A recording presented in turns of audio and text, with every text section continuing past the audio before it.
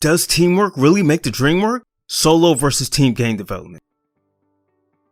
Quite often, when we're approached by new or people trying to get into 3D or game development, we're inevitably asked the question, is it better to work with a team or work as a solo indie game developer, artist, designer, or animator? The short answer is, in a professional environment, you most likely won't be given the choice. So, knowing how to be a team player and work well with others is a must, if you ever hope to get anywhere in the game development or 3D industry. In our industry, not knowing how to work well with others is the equivalent of playing on a basketball team and not knowing how to pass the ball. That being said, nowadays, with game engines, 3D and 2D tools, and programs at our disposal, solo game development is easier and more accessible than it's ever been in the past. Throughout our professional careers, and even in our personal endeavors, we've not only worked with but led several teams, as well as worked in a solo game development environment. So if given the choice, which is better, solo or team game development? Well, in our opinion, there really is no easy way to answer that question, and it is one only you as an individual must answer.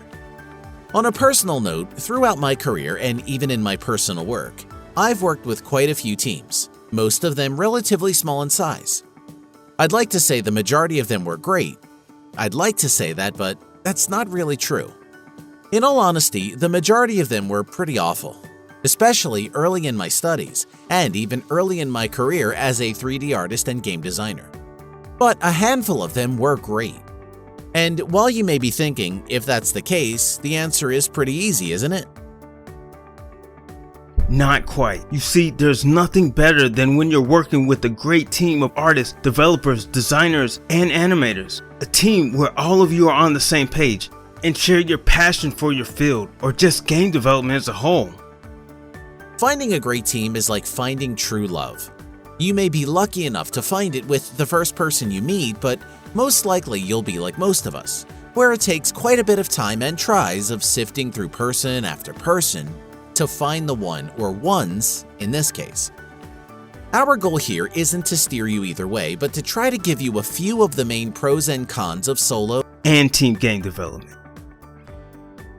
Let's look at the up and downsides of solo game development, as well as common mistakes we often see from new or up-and-coming solo indie game developers and designers. First, let's start with what most people consider the main pro of solo development. You have full control over the project. Since you're working alone, your game can be whatever you want it to be, without compromising your initial vision.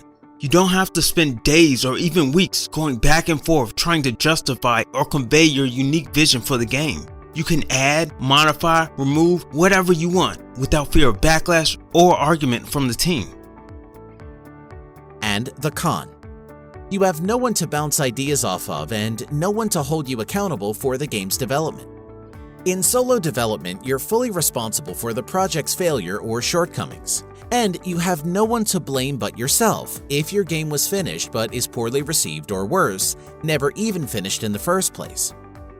In general, some of the best ideas tend to be an amalgamation of different ideas put together. In our thought process, it often helps to consider a perspective or view that parallels our own, as well as be made aware of aspects of an idea that we may have not considered otherwise. Pros. Working solo expands your skill set.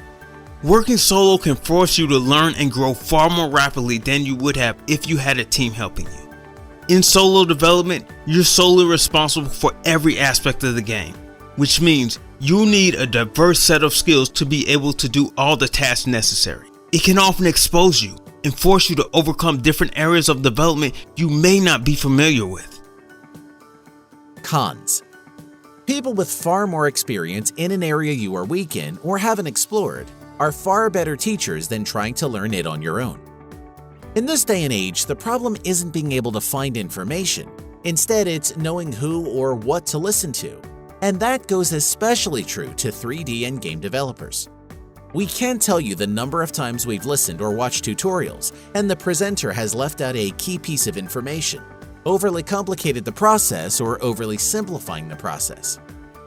Having a physical person with experience and knows what they're doing, and can explain, answer questions, or demonstrate something to you is a huge benefit in the learning process. Pros: you set and manage your own deadlines and milestones. Since you're working solo, there is no finite deadline from a publisher or a team. You can take as much or as little time as you like to complete the game and the individual tasks leading to it. You can take your time and don't have to put your game on Steam, the iStore, or Google Play Store until you feel it's ready to be shipped. You don't have to feel stressed or pressured to meet unrealistic deadlines or deal with the consequences if you fail to meet them. Cons: you set and manage your own milestones and deadlines. Since there's no one to hold you accountable for completing the game or a task, it's pretty easy to either get caught up in chasing perfection and work on a set task far too long, or get distracted and put barely any time in actually developing your game. Spending more time playing games rather than making them is a common mistake we often see new developers make. Don't get us wrong, we get it. For most of us, our passions for games led us to becoming game developers, designers, or artists. But if your plan is to someday develop a game to sell, or you're looking to work in the game industry, you'll need to put more time into creating games rather than playing them. In addition, if you're a relatively new developer or working on an asset or function that's unfamiliar to you, keep in mind it's relatively easy to underestimate the amount of time it will take to finish each task. In other words, you can set unrealistic deadlines for yourself, and what you originally predicted to take days can take weeks or even months. It's pretty easy to unexpectedly spend months or even years on a project that you thought would be relatively simple and wouldn't take too long to finish, especially if you're doing something that you haven't done before or that isn't familiar to you. In conclusion, some of the most captivative and innovative games have come from passionate and dedicated solo indie developers. We don't deny there's a certain strength in numbers, especially when it comes to game development. But in today's market, with things such as the Unreal Marketplace, the Unity Asset Store, and many other sites that allow you to buy extremely affordable AAA quality 3D and 2D assets, levels, scripts, and user interfaces and menus, it's easier than ever to put out high-quality, well-received games as a solo developer. At the end of the day, working solo or as a team all depends on the individual. But whatever you choose, just remember, don't just play, create. We all start out solo to be able to learn, grow, and decide which aspect of game design and development we like best. But after a while, you may consider joining a team or a game studio. At that point, only you can decide if working solo or with a team seems more appealing to you. Now, let's parallel pros and cons of team-based indie game development with that of solo game development. We'll start with what many people think is the main pro of team-based game development. Faster development time. There's only so many hours in a day, and no matter how good or fast you are, this is something that no one can change. Having more than one person work on a game can not only seemingly allow it to be done faster, but also allow it to be bigger in scope, since the game's development time is now divided among the people that are working on the project. And the con. Did you notice we said seemingly allow it to be done faster? Just because you have more people doesn't necessarily mean your development will be faster. In fact, with the wrong team, in many cases, your development time can be substantially longer than if you had done it solo. The reason for this varies from team to team, but some of the common reasons are: large gaps between experience and skill among each developer. In cases such as this, you're only as strong as your weakest link. Too many ideas being tossed around and tried, aka too many cooks in the kitchen.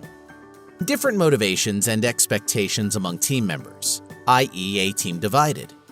Keep in mind, there are a vast number of reasons a team may fail or unnecessarily extend a game's development time. But to save time, we've only listed a few of the most common ones. Pros: it can teach you to work with a team. If your goal is to get a job in the industry one day, it's pretty much a given that you're going to be working alongside fellow artists, programmers, designers, and animators. Learning how to work properly with a team of your peers early can be the difference between landing a job and not landing a job. Most recruiters, leads, or managers can usually tell after a quick conversation if the candidate will not only be a good fit for the position, but for the team as well. Team dynamics is extremely important in good game development studios. No matter how good your work is, or how skilled you are at your job, if they think by bringing you on board, it will break that dynamic, they'll pass over you without a second thought. Cons. Working with a bad team can sour your perspective on working with a team. If you stay in the game long enough, you're bound to get or work with a bad team or team member, especially early on in your development, education, or career. It could be something as simple as a clash of personalities to something as big as them literally trying to sabotage your work, the project, or in extreme cases, working to get you fired. Unfortunately, many times in these cases, your options can be pretty limited. You can either work it out and learn to get along, or worst case scenario, either they leave or you leave. If after several teams you find yourself running into the same problem, however, you may need to do a bit of self-examination, that or you're really unlucky. In any case, no matter whose fault it is or was, use it as a learning experience. Examine what you and they did wrong. It will help you know how to deal with those kinds of people or situations in the future. It will also help you better identify the kinds of people or situations you want to avoid in the future, if at all possible. Pros. More people can mean a more diverse set of skills. Let's face the facts. Games are large and complex, and at the very least, creating one requires art and some form of programming. Whether it's 2D or 3D, game development requires a large diverse set of skills. And when starting from scratch, learning and mastering them all is nigh but impossible. Even in large game studios, each aspect of game development is handled by its own set of specialists. Cons. We were very careful when we said, can mean a more diverse set of skills, because that's not always the case when forming a team. Ever heard the phrase, like attracts like?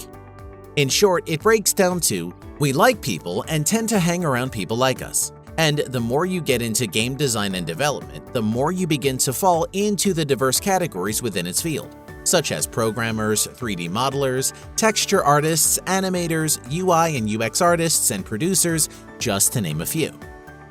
A well-versed team has each of these, or people that can generalize in one or more of the different categories. And while things such as the Unity Asset Store, Unreal Marketplace, Turbo Squid, and countless other sites allow developers to purchase game-ready 3D and 2D assets, environments, and scripts, making it possible to allow a team of only artists or only programmers to produce a game, teams such as these will be confined to only the things they'll be able to purchase. Pros. Collaboration, accountability, and teamwork.